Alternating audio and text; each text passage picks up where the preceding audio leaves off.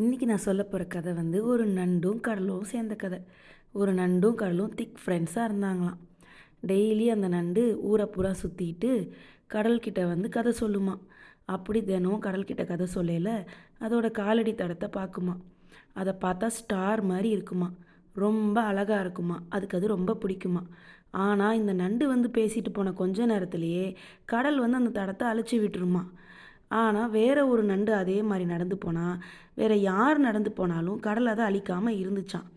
உடனே நண்டுக்கு கோபம் வந்துருச்சான். என்னது இது, மற்றவங்க கால் தடத்தெல்லாம் அழிக்க மாட்டேங்கிறான், ஏன் நண்பனாக இருந்துக்கிட்டு ஏன் கால் தடத்தை மட்டும் அழிக்கிறானே அப்படின்னு யோசிச்சுச்சான்.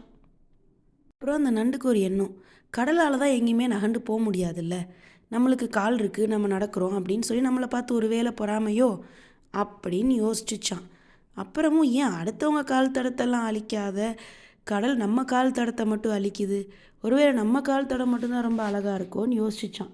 இப்படி யோசிச்சுட்டு இருக்கையிலேயே அது பார்த்த அந்த நரி இன்னொரு நண்டு நடந்து போன கால் தடத்தை பின்தொடர்ந்து போய் அந்த நண்டை கடித்து சாப்பிட்ருச்சான்.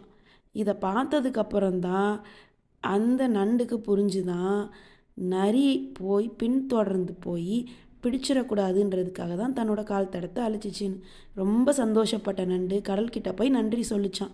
நீ தான் உண்மையான நண்பன். என்ன தெரிஞ்சுக்கிட்டோம், நமக்கு ஒரு ஆபத்து வராமல் யார் தடுக்கிறாங்களோ அவங்க தான் நம்மளோட உண்மையான நண்பர்.